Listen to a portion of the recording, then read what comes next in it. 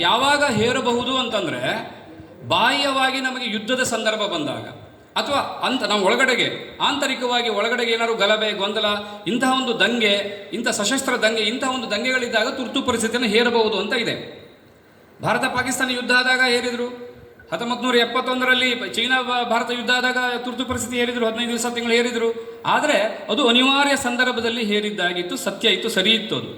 ಆದರೆ 75ರಲ್ಲಿ ಇಂದಿರಾ ಗಾಂಧಿ ಅವರು ತುರ್ತು ಪರಿಸ್ಥಿತಿಯನ್ನು ಹೇರಿದಾಗ ಭಾರತದ ಪರಿಸ್ಥಿತಿ ಏನಿತ್ತು? ಏನೂ ಇರಲಿಲ್ಲ. ಯಾಕೆ ಹೇರಿದರು?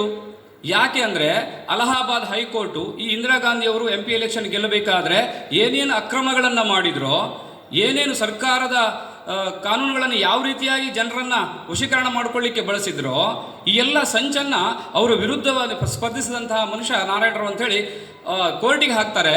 ಅಲ್ಲಿ ಅಲಹಾಬಾದ್ ಹೈಕೋರ್ಟು ಇಂದಿರಾ ಗಾಂಧಿ ಅವರ MP ಒಂದು ಸೀಟು ಅಸಿಂಧು ಅಂತ ಘೋಷಣೆ ಮಾಡ್ತದೆ.